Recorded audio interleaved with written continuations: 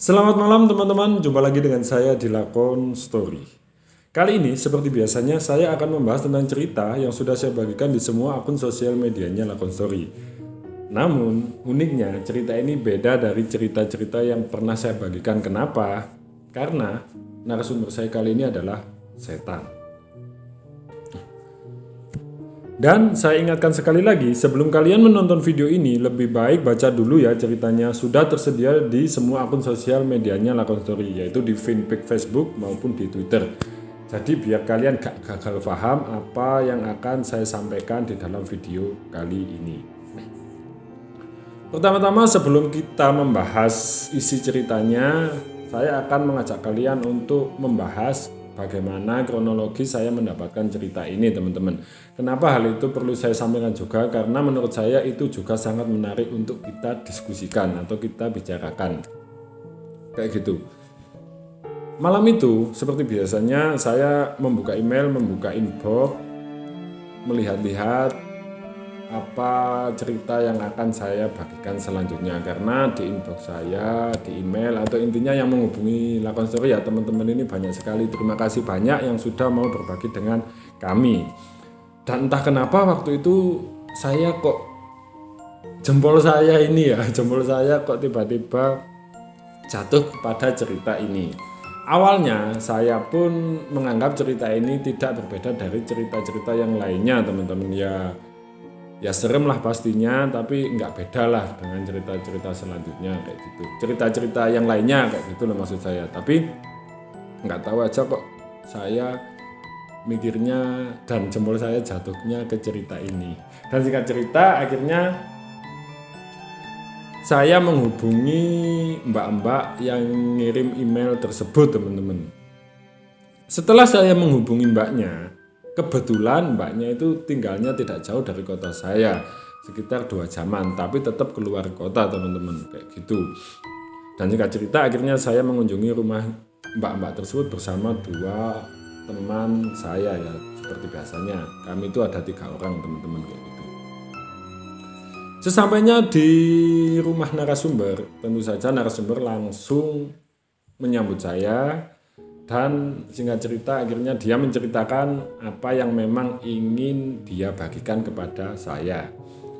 Dan setelah mereka selesai dan setelah dia selesai menceritakan semuanya, tiba-tiba saat itu narasumber kerasukan, teman-teman. Jadi waktu itu narasumber kerasukan. Hal itu tentu saja membuat seketika orang yang ada di ruangan tersebut kaget dan terkejut. Kaget sama terkejut sih apa sih bedanya? Intinya kaget lah ya kayak gitu.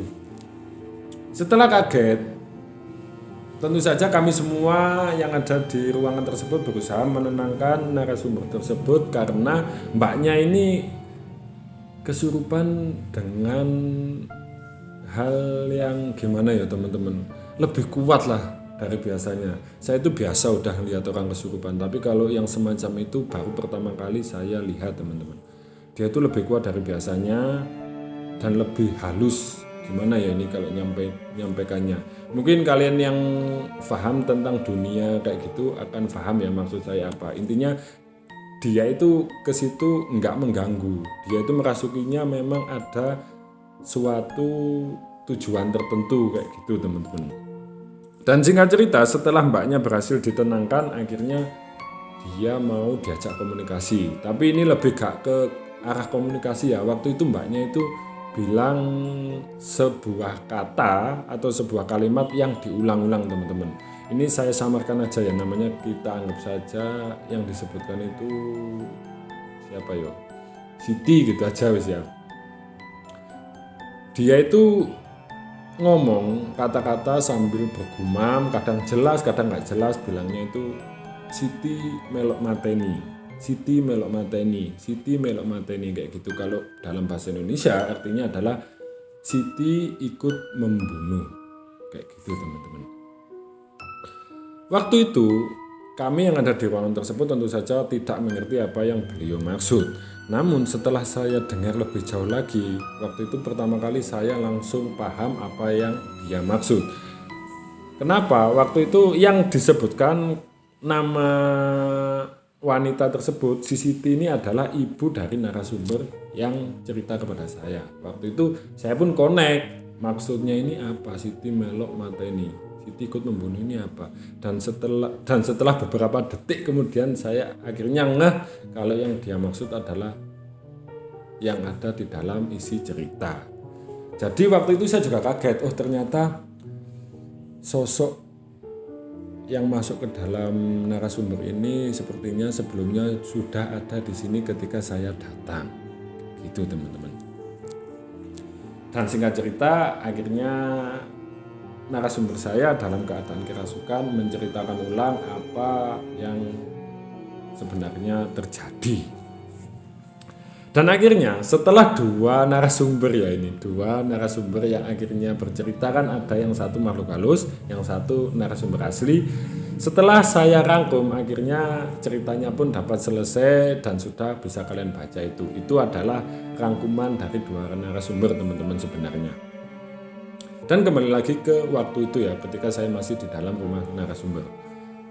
Setelah selesai mendapatkan isi ceritanya, setelah selesai mengobrol, waktu itu sekitar pukul 5 sore teman-teman, aku dan teman-temanku pulang ke tempatku ya, tempat asalku, ke rumahku maksudnya. Ketika saya masih di dalam kendaraan saat perjalanan pulang, waktu itu saya langsung sadar kalau saya itu diikuti teman-teman. Hal itu tentu saja membuat saya seketika langsung bilang kepada teman-teman saya yang ada di dalam mobil waktu itu untuk lebih tenang. Ya seperti biasanya. Hal ini memang tidak satu atau dua kali terjadi teman-teman. Sering sekali saya kalau pulang dari rumah narasumber itu biasanya memang diikuti. Tapi kali ini kok beda gitu loh rasanya. Waktu itu di dalam mobil saya langsung bilang, lo melok mulih maneh kayak gitu. Kalau dalam bahasa Indonesia artinya, lo dia ikut pulang lagi kayak gitu. Jadi teman-teman saya itu udah paham, teman-teman tim Lakon Story itu udah paham. Tapi beda kan dengan saya, kalau teman-teman pulang, saya juga pulang, tapi kan saya selanjutnya menulis kayak gitu, menulis ceritanya ya. Jadi otomatis makhluk halus tersebut ikut pulang ke rumah saya teman-teman. Waktu itu saya menyadari kalau dia akan ikut pulang ke rumah saya dan saya harus lebih berhati-hati lagi dalam menuliskan ceritanya. Kenapa kok dia ikut pulang ke rumah saya? Sepertinya dia tahu kalau selanjutnya ceritanya yang menghandle ini saya. Kayak gitu. Jadi kalau misalnya saya salah mungkin dalam menyampaikan, mungkin saya yang nantinya akan langsung ditegur ya oleh makhluk halusnya. Mungkin kayak gitulah kurang lebih. Dan singkat cerita, akhirnya saya sampai di rumah, saya istirahat, mandi, sholat dulu, selantai. Malam harinya saya mulai menuliskan semuanya di dalam kamar saya, teman-teman. Waktu itu, ketika saya nulis, tidak ada hal yang terjadi. Santai saja, semua juga sepi seperti biasanya. Saya hanya ditemani musik yang biasanya saya dengarkan. Namun, ketika sampai di bagian penampakan, waktu itu pertama kali saya langsung merasakan jika dia mulai ikut duduk di samping saya dan melihat apa yang saya lakukan kayak gitu mungkin ya. Mungkin kalau makhluk halusnya itu sepertinya nganggapnya ini ngapain sih anak ini kayak gitu mungkin ya teman-teman. Kalau misalnya bilang ini ini mau nuliskan cerita saya ini, wah mau apa ini, mungkin kayak gitu kurang lebih ya. Akhirnya saya waktu itu lebih santai dan sebenarnya sih lebih tegang teman-teman, lebih tegang. Soalnya kan gimana ya, menulis kalau dalam keadaan tertekan kayak gitu kan bisa blank, bisa typo, bisa bulet kayak gitu, bulet kemana-mana lah ya. Akhirnya saya kalau dalam bahasa Jawa itu menyambat, mungkin teman-teman beda mengartikannya ya. Intinya meminta bantuan agar dianya mau membantu saya dalam menyelesaikan ceritanya kayak gitu. Dan singkat cerita, akhirnya cerita ini selesai ditulis teman-teman. Sebenarnya saat-saat penulisan saya banyak sekali mengalami gangguan teman-teman, mulai dari suara anak kecil, suara wanita tertawa, hingga ada seseorang yang duduk di samping saya pun merasakannya. Mungkin kalian di sini juga bisalah merasakan ketika ada orang duduk di samping kalian ya, dan kayak gitulah rasanya, dan itu tidak ada wujudnya teman-teman. Kembali lagi ke cerita. Setelah ceritanya selesai dan benar-benar selesai, akhirnya saya mencoba menghubungi kembali narasumber saya tersebut. Dan setelah saya mempresentasikan hasil tulisan saya kepada beliau, waktu itu saya juga bernegosiasi ulang teman-teman. Kan ini sekarang kita bahasnya sama orang tuanya ya. Soalnya narasumber saya awalnya juga tidak mengetahui kalau ibunya juga ikut di dalam cerita ini. Maksudnya ikut dalam gimana ya kalau saya ngomongnya, ikut menjadi kunci lah dalam cerita ini. Jadi sebenarnya saya kurang enak jika ceritanya harus dibagikan. Waktu itu saya menelpon teman-teman, Mbak ini ceritanya sudah jadi, ceritanya begini. Mbak yakin ceritanya ini dibagikan kayak gitu? Ya Mas gak apa-apa, ya mungkin supaya bisa jadi pelajaran aja lah, mudah-mudahan kayak gitu.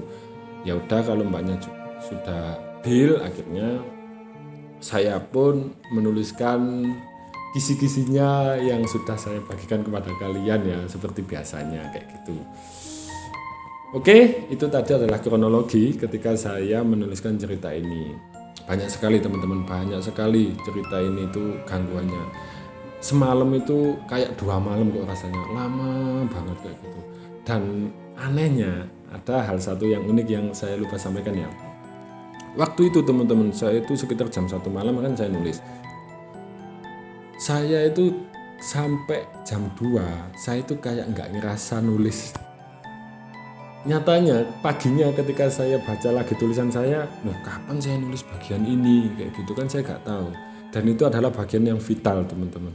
Saya kok nggak ngerasa nulis yang bagian ini ya kayak gitu. Wah ini sepertinya memang dibantu lah.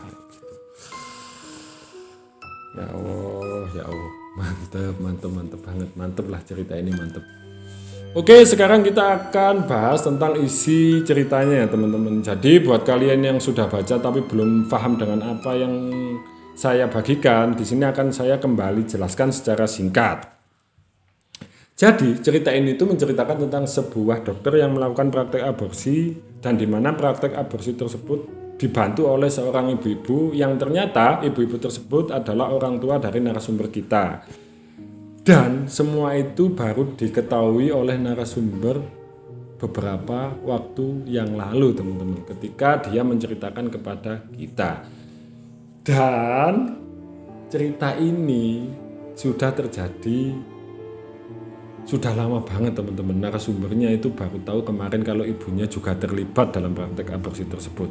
Ya memang sangat memilukan sih. Pertama itu saya dengarnya, saya pun padahal bukan anaknya, saya juga ikut terpukul teman-teman.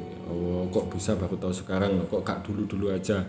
Dulu itu kemana aja, maksud saya itu kayak gitu loh. Kok bisa sampai gak tahu ibunya ngelakuin kayak gitu. Maksud saya sih begitu. Dan singkat cerita, setelah mengetahui semua itu, akhirnya rumahnya dijual teman-teman. Kan ini rumahnya ada 2. Alhamdulillah rumah yang ditempati oleh narasumber waktu itu laku. Ini tinggal rumah satu yang memang digunakan sebagai praktek aborsi, sampai sekarang itu belum laku. Hal inilah yang membuat cerita ini benar-benar saya sembunyikan identitasnya, di manakah tempatnya, siapakah narasumbernya, dan segala macamnya. Ya nantinya biar cepet laku lah rumahnya kayak gitu. Nanti kalau saya bilang alamatnya lengkapnya di mana, nanti kan jadi lama gak laku kan, kasihan narasumbernya. Narasumber ini sudah membagikan ceritanya kepada kita, itu saya sudah terima kasih banyak. Kan gini bisa menjadi pelajaran buat saya ataupun kalian ya kayak gitu. Jadi ini benar-benar saya sembunyikan teman-teman. Mungkin cukup segitu aja ya. Oh ini satu lagi. Faktanya di belakang rumah tersebut ternyata memang digunakan sebagai tempat untuk memendam jenazah-jenazah bayi malang tersebut teman-teman, sampai sekarang. Dan itu memang masih disembunyikan dan tidak dibicarakan kepada siapapun. Saya waktu itu diajak ke sana sih sebenarnya, tapi karena jauh, mbaknya juga kerja, ya udah mbak nggak jadi. Saya kan niatnya itu kondisi sekarang itu kayak gimana, tapi sepertinya sekarang udah ditumbuhi pohon-pohon, rumput-rumput ya, yang jelas masih tidak terawat lah teman-teman. Ini saya juga bingung ya gimana menyampaikannya. Dan waktu itu akhirnya saya mengusulkan untuk mengirim doa kepada semua jenazah tersebut agar mereka tenang di alamnya. Karena saya pun yakin dan semuanya waktu itu juga yakin setelah semua kebenaran ini terungkap, semua cerita ini sudah selesai dibagikan, insya Allah semua yang terlibat di dalam cerita ini akan tenang di alam sana. Amin. Karena kan kebenaran sudah terungkap ya, kayak gitu loh teman-teman. Alhamdulillah, mudah-mudahan tidak ada lagi yang seperti ini. Oke, mungkin cukup segitu saja untuk penjelasan saya kali ini ya. Selanjutnya Lakon Story akan kembali membagikan pengalaman-pengalaman yang mungkin akan bisa menjadi pelajaran bagi saya sendiri ataupun bagi kalian semua. Dan jika kalian suka dengan semua videonya Lakon Story atau jika kalian suka dengan Lakon Story, bantu terus Lakon Story agar lebih berkembang teman-teman. Tentu saja dengan cara dukung terus channel ini dan follow semua akun sosial media kami di @lakonstory. Mungkin itu saja ya teman-teman. Ada kurang lebihnya saya mohon maaf. Saya benar-benar mohon maaf jika ada kurang lebihnya teman-teman. Ya, mohon maaf.